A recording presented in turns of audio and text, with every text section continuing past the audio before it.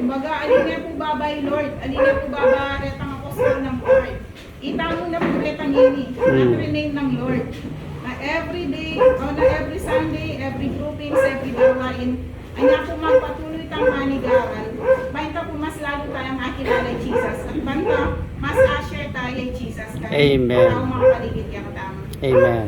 Bakit po kailangan tamang tipon? Bakit po kailangan tamiyabi-yabi? Bakit po? Kasi ito po yung makalugod ng Lord. Amen po. Amen. At po, karin tayo po masakit kilala ay Jesus.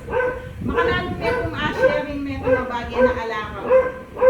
Halimbawa po, in tao po may sopa, kanano may sopa ng alakaw.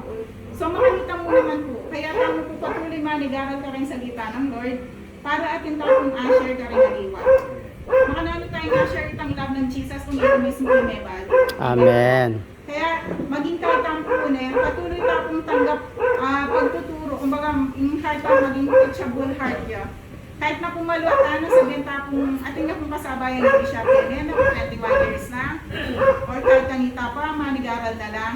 Pero tsula pa po niya ni Kenny. Ela po magmaragol na, ay bago ko na yan. Dindam po ni Kabasa ko na yung bumibya. Ani po.